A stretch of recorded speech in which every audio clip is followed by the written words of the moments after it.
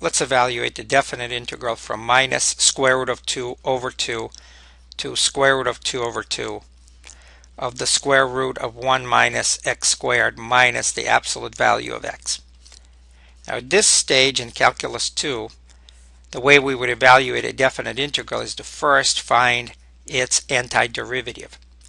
In attempting to find an antiderivative of this function, we run into a problem because just this part in Calculus 2 so far, we cannot find an antiderivative of square root of 1 minus x squared. Later in this course, we're going to learn an integration technique called trigonometric substitution that will permit us to find such an antiderivative, and we could proceed to solve this problem directly. But at this point, we can't do it, so finding antiderivative is not possible yet. The only alternative we have is to find the region whose area is calculated by evaluating this definite integral. We'll start with y equals square root of 1 minus x squared. That is the first part of our integral.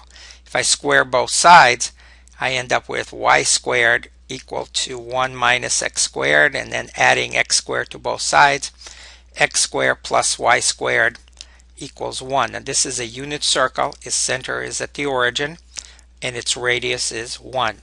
Now working backwards from the circle back to our equation here, we see that y is the positive square root of 1 minus x squared, and that is the upper semicircle centered at the origin with radius 1. So let's draw that here. Everybody should be familiar with its graph. Here's what it looks like. This is minus 1, and that's 1. Y equals to absolute value of x is a V-shaped graph. Starts at the origin. On the right, it's y equals x. On the left, it's y equals to negative x. We want to find the points of intersection between the two. Now let's concentrate in the first quadrant. In the first quadrant, we can have the whole circle. That's the whole circle. X squared plus y squared equals 1. And in the first quadrant, y equals absolute value of x is just y equals x. So I'm going to replace this y right here with x, and that becomes x squared plus what used to be y squared, but now it's also x squared equals 1. That's 2x squared equals 1.